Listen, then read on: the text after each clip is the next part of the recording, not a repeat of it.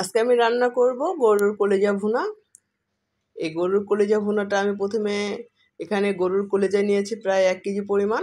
এই কলিজাটাকে আমি প্রথমে কিউব করে কেটে নিব ছোট ছোট করে। এরপরে কড়াইয়ের মধ্যে গরম দিয়ে গরম পানির মধ্যে আমি এটাকে সিদ্ধ করে নিব।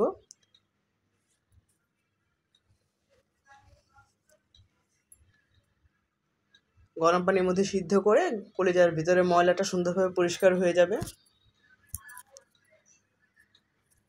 এই তো এভাবে খুব নেড়ে চেড়ে খুব ভালো মতো আমি কলিজাটা এভাবে রঙটা চেঞ্জ হয়ে গেলে খুব ভালো মতো বলক চলে আসলে আমি কলিজাটা নামিয়ে নিব।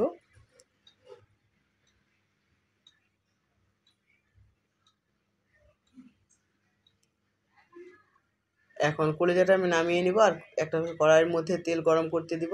তেলটা গরম হয়ে আসলে প্রায় এখানে আমি বড় সাইজের প্রায় 7-8টা পেঁয়াজ আমি কেটে নিয়েছি কুচি করে। এখন পেঁয়াজ কুচিটা ভেজে নিচ্ছি আর দিয়ে দিলাম এখানে কালো এলাচ 3 থেকে 4টা আর তেজপাতাও দিয়ে দিলাম 4 থেকে 5টা। দিয়ে এখন আমি খুব সুন্দর করে মশলাটাকে ভেজে নিচ্ছি। এখন এর মধ্যে দিয়ে দিব আমি হলুদ গুঁড়া। আমি এখানে প্রায় 4 চা চামচ পরিমাণ হলুদ গুঁড়া দিয়ে নিলাম। আর মরিচ গুঁড়ো আমি দিয়ে নিচ্ছি এখানে প্রায় 5 থেকে 6 চা চামচ পরিমাণ।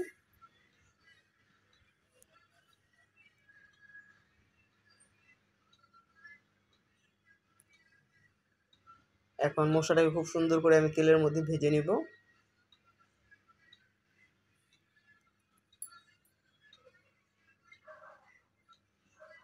আর এখানে আদা রসুন বাটি দিয়ে দিয়েছি প্রায় আমি 1 টেবিল চামচ পরিমাণ। এখন মশলাটাকে খুব ভালো করে ভেজে নিতে হবে আমার এখানে।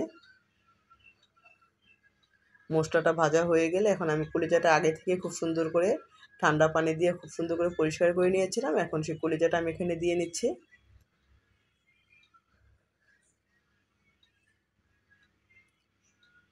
কলিজাটা মশলার সাথে খুব ভালো করে মিশিয়ে নিতে হবে এবং কলিজাটা খুব ভালো মতো মেশানো হয়ে গেলে এভাবে করে আমি ভালো করে কষিয়ে নিচ্ছি।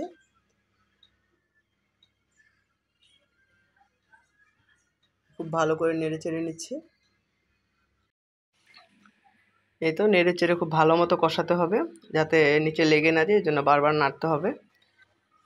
এখানে প্রায় আমি 2 কাপের মতো গরম পানি করে এখন এখানে দিয়ে নিব।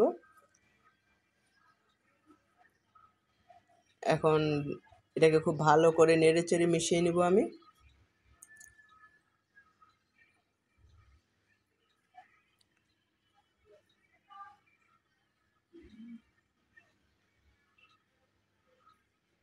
সুন্দরভাবে নাড়া হয়ে গেলে আমি এখন ঢাকনা দিয়ে রান্না করব। আর স্বাদ মতো দিয়ে নিচ্ছি আমি এখানে আরও কিছুটা লবণ। আর আমি এখানে গরম মশলার গুঁড়া দিয়ে নিলাম। এই মশলাটা আমার হাতের তৈরি।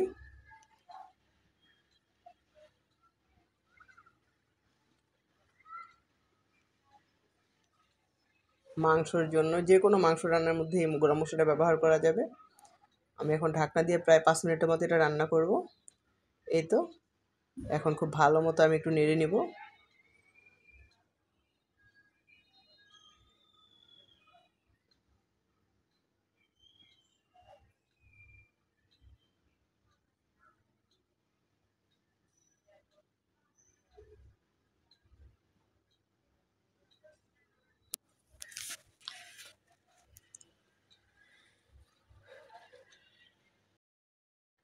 ঢাকনা দিয়ে আমি আরও কিছুক্ষণ রান্না করব ঝোলটা শুকানো পর্যন্ত।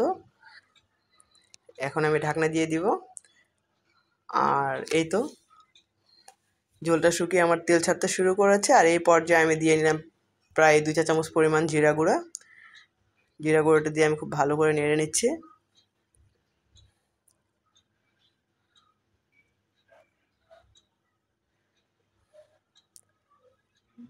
আর নামানোর আগে আমি এখানে দিয়ে নিব কিছু পেঁয়াজ বেরেস্তা আর কয়েকটা কাঁচামরিচ।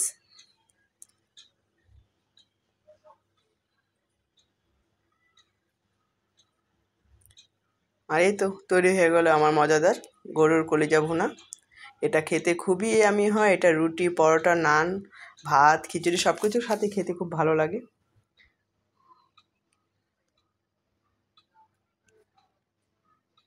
আল্লাহ হাফেজ।